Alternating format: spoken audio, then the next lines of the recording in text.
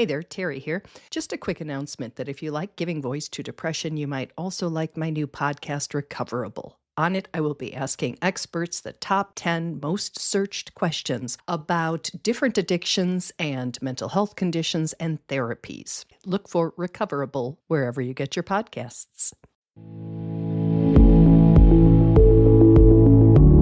Hello and welcome to the Giving Voice to Depression podcast, brought to you by Recovery.com, the best place to find mental health and addiction treatment for anyone, anywhere. Each week, we profile a guest who shares openly about their mental health journey. They share because they understand that when people don't talk about their depression or other mental health conditions, those of us who do struggle with them can feel like we're the only ones, that there's something wrong with us, and that no one understands. We understand. I'm Terry McGuire, the creator and co-host of this podcast. You have my promise that we'll keep it real here. Depression is real, and we're not going to sugarcoat our discussions about it. Hope is also real, and you'll get a dose of that here too. I'm Carly McCullough, a licensed social worker and educator, and Terry's daughter. We've both experienced depression and also support loved ones struggling with it. We're here to normalize talking about depression and mental health in our communities, as well as our families. And to share real-world tested strategies that have worked for other people who have walked similar paths. Thanks for joining us. We record a couple new interviews each month and also replay some of our best ones from the archive so that newer listeners don't miss out on those. This episode is from when Dr. Anita Sanz was co-hosting. Hi, Terry. Hello, Anita. So this episode is being re-released near Valentine's Day, and you will soon understand why. It's about hearts, broken and betrayed hearts, healing hearts, hidden and found hearts. Hearts spreading kindness in an often unkind world. Hearts created with the intention of reducing rising rates of suicide. Simple, small, lovingly crocheted hearts. As you hear Kathleen's story of her life and her Little Heart Project, if you find yourself thinking, I get it as a random act of kindness or a nice thing to do for strangers, but I don't really understand how it's suicide prevention. Ask yourself, are those really separate things? Or if well-timed, seemingly simple acts of kindness and the discussions that the hearts facilitate might in fact make an impact beyond the little heart itself. Here now is Kathleen giving her voice to depression.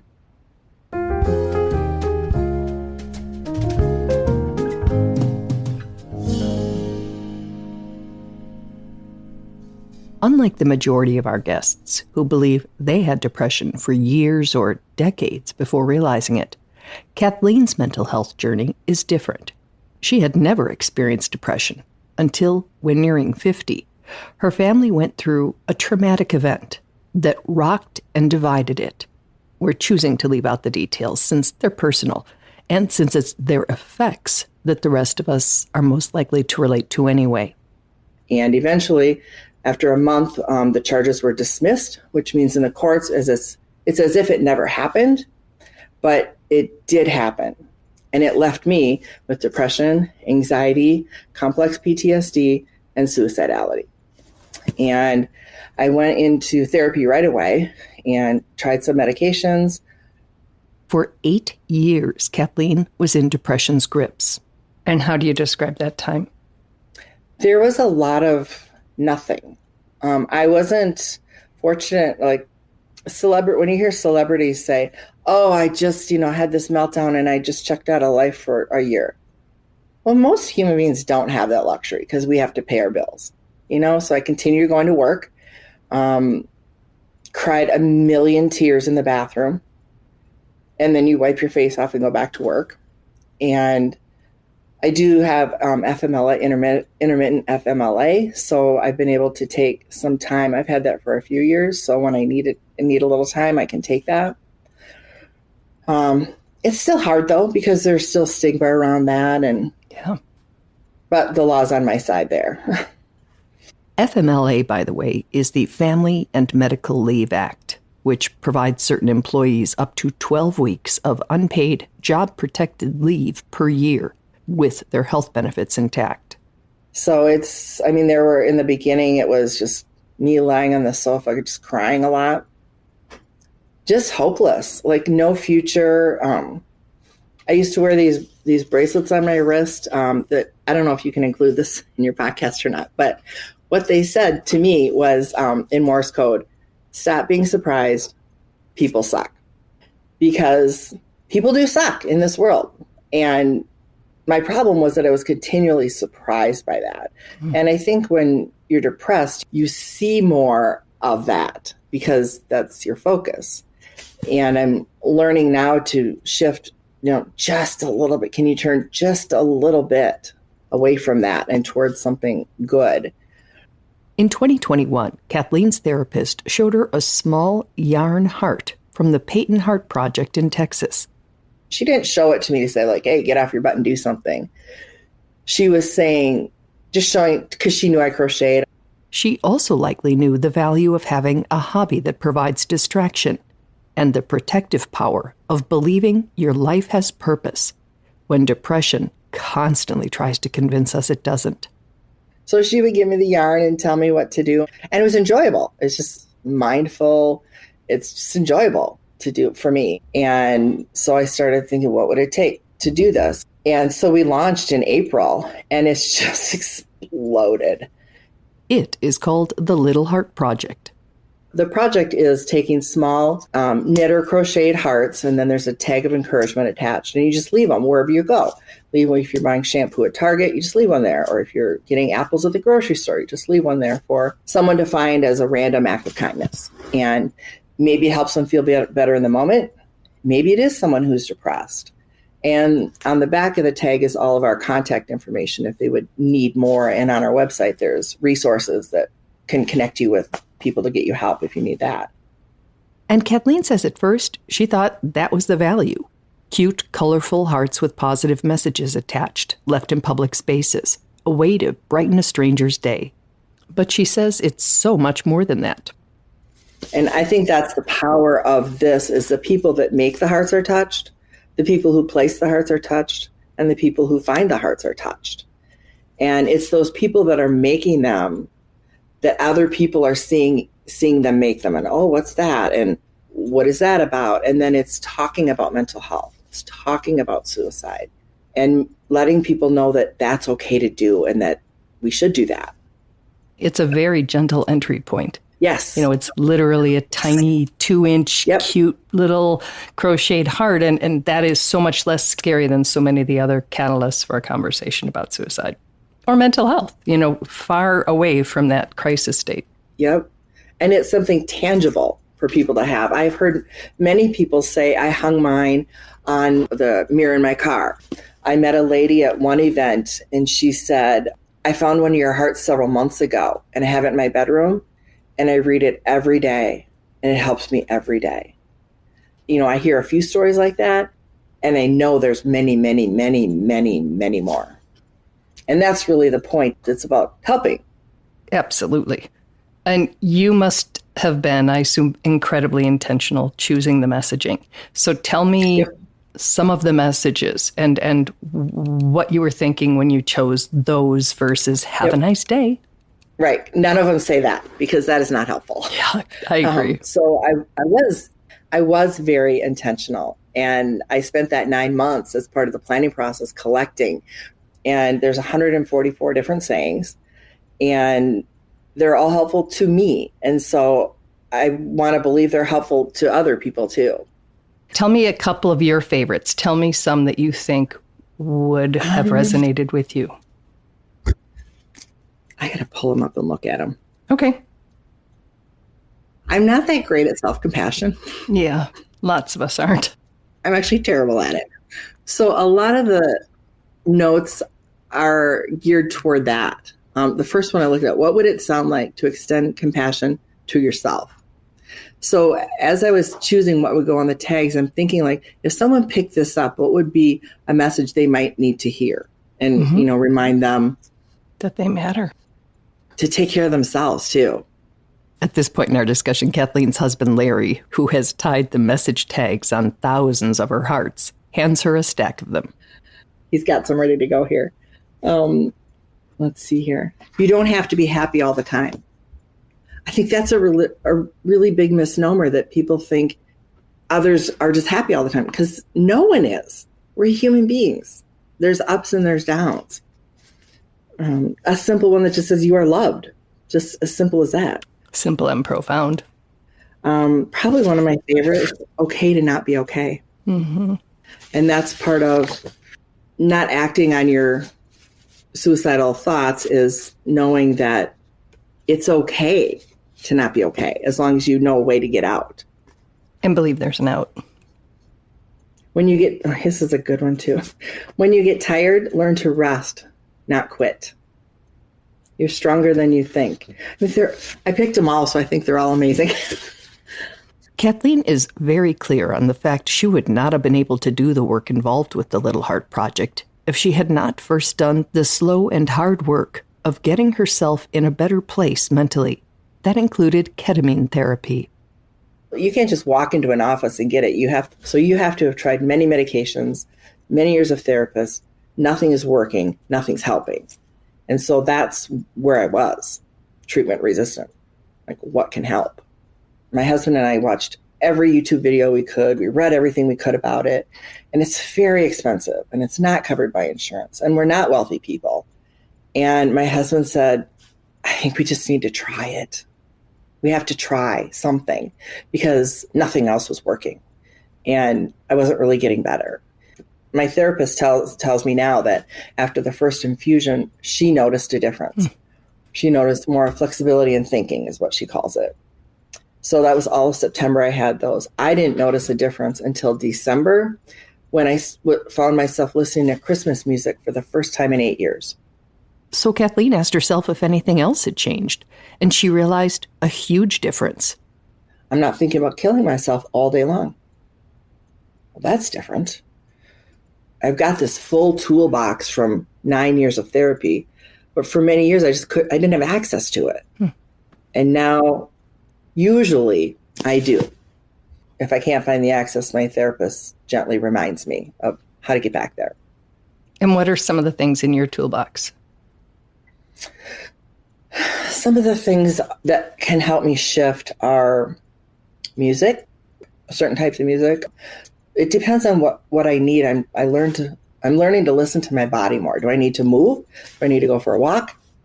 Do I need to organize something? Or do I need to just be still for a while and maybe watch Netflix and just let my brain do something else besides ruminate on whatever else is happening? So how would you describe where you are now compared to where you were? I'm so much better now. Although I still have episodes, they're much shorter in length, and I come out of them more cleanly. It's not like something triggers me and I'm down for 3 weeks. Now, something can trigger me and I can recognize, like, just happened yesterday. I recognized what was happening almost instantly, like, oh my gosh, I can't breathe. I need to get up. I need to walk around. I need to go talk to someone about anything, really. And that's very different.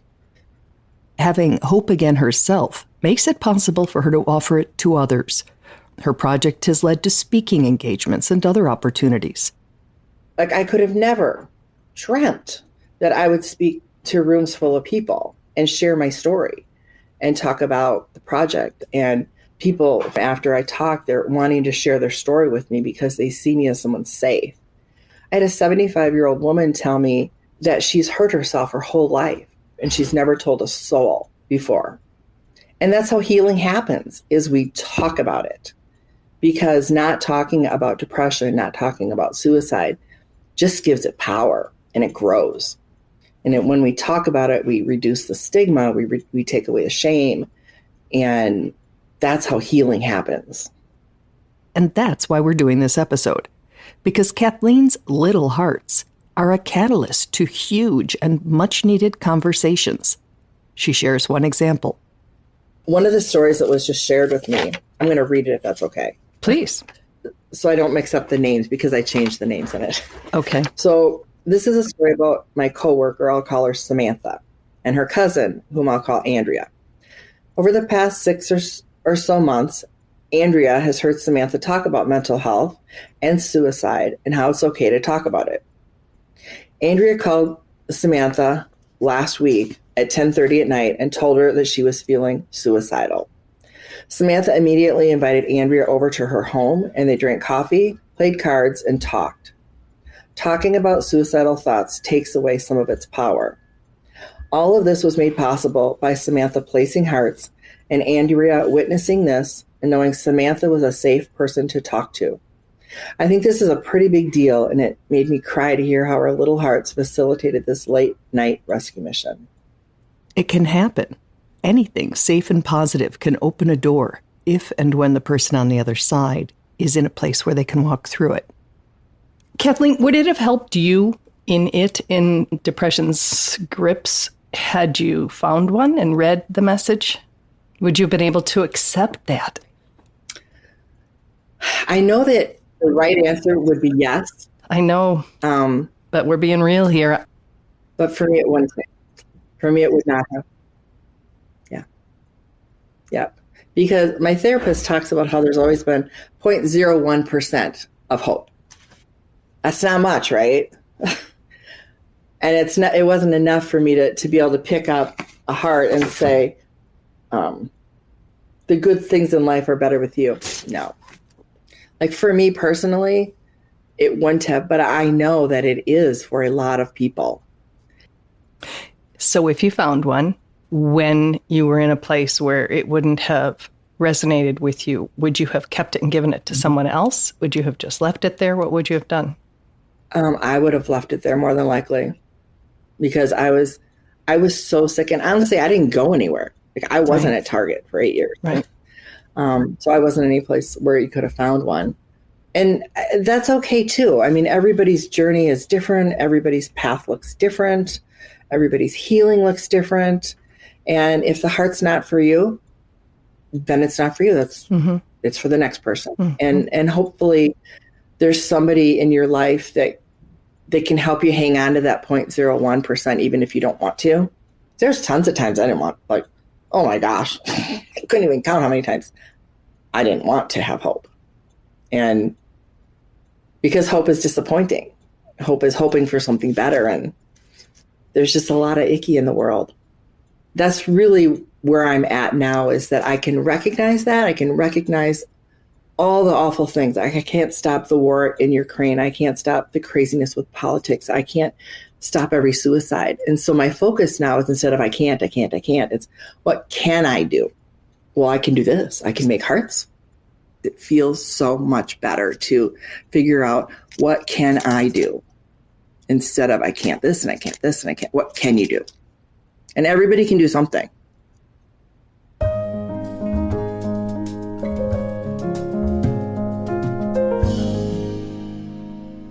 So Terry, she just said it. We have to focus on what we can do. We have to pivot away sometimes from all of the icky stuff in the world that we can't do anything about, and move towards today, the present moment, what we actually can do. I love that she makes that statement. It's a mantra that I use for myself and that I teach as well, which is, it's all going to work out. It's all going to be okay. It's all going to get done. I don't have to know how right now. I just need to do the next thing I have control over. I love that expression, the next best thing. What's the next best thing for me to do? And that really helps me many times when I'm feeling stuck. And I also like the idea that that thing we can do may be for someone else. It may be for the general population in the world at large, like her hearts, but it may be for ourselves, which feeds us so that we can do those other things. Yes. I think the other important point that I take away from Kathleen's story that I think is just wonderful is that she pointed out that until she had that ketamine treatment, she had treatment-resistant depression. She was in therapy for 9 years, which was just keeping her alive, with that 0.01%, little bit of hope.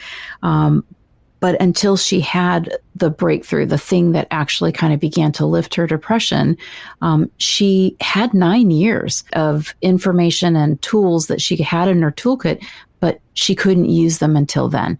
But once something changed, it it became accessible to her. And I think this is really important, not to diminish the fact that someone is in therapy and they're trying meds and they're trying treatments and nothing seems to be working. Waiting with that little bit of hope is important. It's not just surviving. You've got to survive first before you can thrive. And we don't know what the thing sometimes is going to be, which medication, which treatment, or something else happening in somebody's life that's going to be the thing that finally makes that toolkit accessible. So you are learning and hearing and gathering these tools the whole time. You may not be able to use them yet, but you've got your toolkit. And then once something finally does kind of like break that spell and you can kind of begin to come out of that depression, here are all these tools and you can finally use them. I like hearing that because I never think we're peddling false hope, but there are times that I hear the episode through the ears of someone with treatment-resistant depression and think that it must be a little frustrating to hear how well other people are doing. And so whenever there's a story and someone shares a story of having really not been able to get out of it, and then, as you say, something, we're always saying something might change. And I don't know what those some things are. I'm not an expert on that. I just know how many people have said something changed when they truly believed nothing would. And so if we could just, all the people, if you're listening and think nothing will ever change because nothing has yet, listen to Kathleen and write me and I'll give you 20, 50 other episodes where a guest made that same point. So the important thing is, it might be awful right now. Please stay. We're going to try to get it where it's not so awful.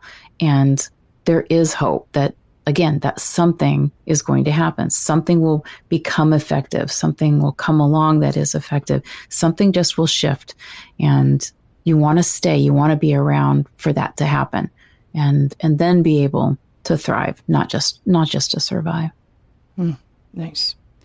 If you're interested in the Little Heart Project, the website is littleheartproject.org. And there are patterns there if you want to make these little hearts yourselves and distribute them and do your part in spreading kindness in a, as we said, often unkind world. So thank you, Kathleen. Thank you, Anita. I love it. And I look forward to being back next week. Thanks, Terry.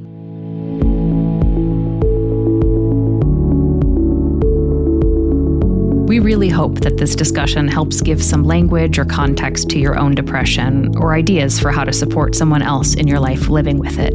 We invite you to check out the hundreds of episodes in our archive and to explore both the Resource Hub and treatment options on recovery.com. Depression is too dark a road to walk alone. We'll be back next week.